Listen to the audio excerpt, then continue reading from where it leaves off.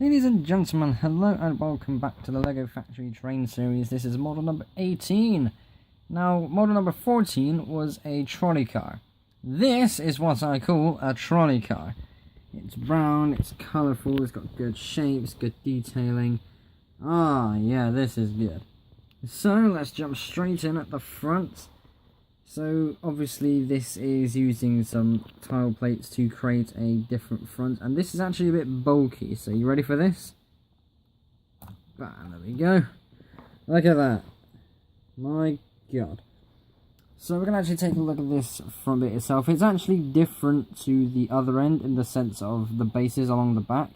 So as you can see, there's a 2x6 being used here. On the other one, this little gap is, well, an actual gap. It's not filled in.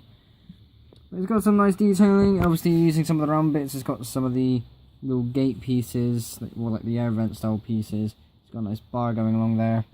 Using all of these Technic parts to good use to create these mirrors as well.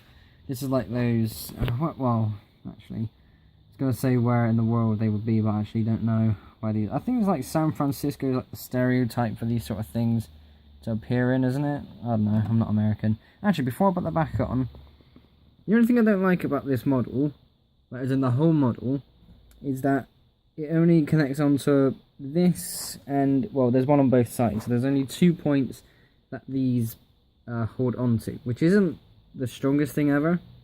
There is another one that can be used at the top, but it's being used for these window pieces, which the sideways building is cool, but it's not needed all the time. So I probably could have replaced it so these bricks are actually facing upwards instead of sideways, because, you know, it will allow me to use these studs a lot more effectively then, but sticking true to the instructions, of course, just left it as it is. Now I'll attach the face back on later on, but before, actually, tell you what, one last thing before we move on. Look at this, it's a windscreen wiper. It's brilliant, that. I thought, what is that there? Then I actually looked up to see what it was. I thought, that's brilliant. Very cool. So, let's have a look at the roof before we move on to the wheels. So there's not a lot going on there. There's not a lot going on up here with the roof, which is a bit annoying, because obviously there's a big gap there where it's like 2 studs down. There's a random sticky up bit in the middle there. This bit looks cool. I'm pretty sure that's supposed to be the like the wire receiver where it connects to the cables above the car. And obviously a ladder, because I suppose you've got to fill in some gaps and some detailings. Very cool indeed, but again it does hide the whole gap thing going on the roof there, which isn't really good. I could easily have filled that in, but, you know, I don't think to really do that as I'm following instructions. You think, right, that's the brick, that's all done, like, move on, and then you see the final thing and you think, oh, good lord. But, you know, for the roof, it's not over the top. I do like that it's using these curved bits, because these are really cool, very nice pieces. It's also using the white windows, as I'm sure you have seen as well. Very nice indeed. The set comes with 8 white windows, all of which are being put to good use. Very cool once again. Let's move straight into the windows now. Wheels, rather. Let's put this on its side so we can see a little bit easier. So, wheels are built up very simply, very easily.